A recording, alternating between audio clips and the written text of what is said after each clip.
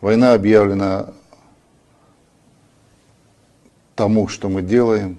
Война была объявлена тем процессом позитивным, которые сегодня наметились на Северном Кавказе.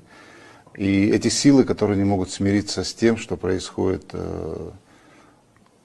консолидация народа, что люди, населяющие нашу страну, хотят жить в мире и в согласии.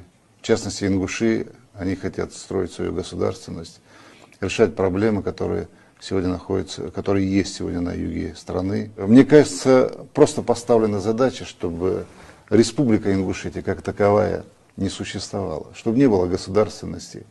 Поставлена задача отдельными силами, которые сегодня хотят, чтобы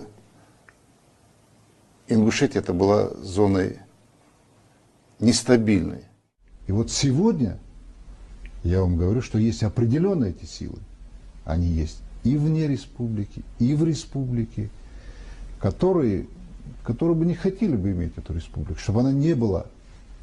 И, к сожалению, люди, которые себя называют ингушами, есть и такие, к чему угодно готовы присоединиться, к скандинавским, к Америке, там еще куда-то, и здесь к любой республике. Их интересует не судьба этого народа, их интересует там нефтекомплекс, там Кавдоломит, там земли, там. Им не важно, как называться это будет республика. Это как перекати поле. Знаете, люди, где они оказались, где им хорошо, там их родина, там их государственность. У ингушей другая ментальность, другие подходы, другое миропонимание. В республике площадку Республики Ингушетия для экспериментов сделать никому не позволю.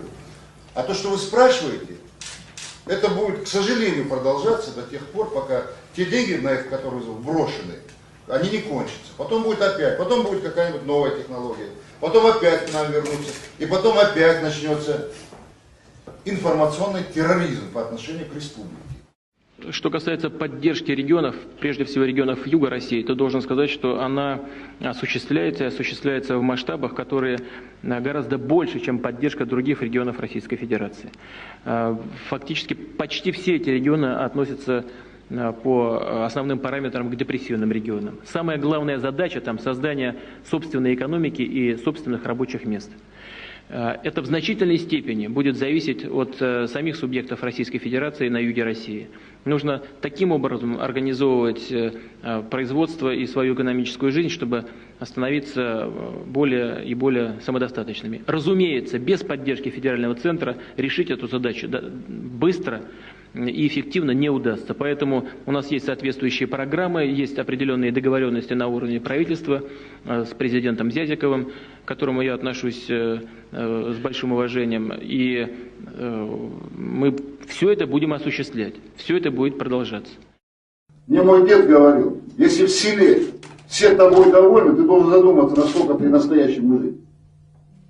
Так не бывает, что все тебя уважали, все тебя любили. И еще, выше всего он ценит свою независимость, чтобы быть свободным в принятии решений.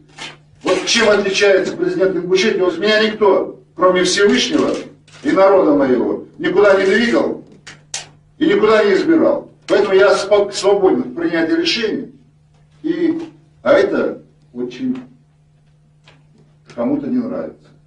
А мне нравится то, что нравится моему народу.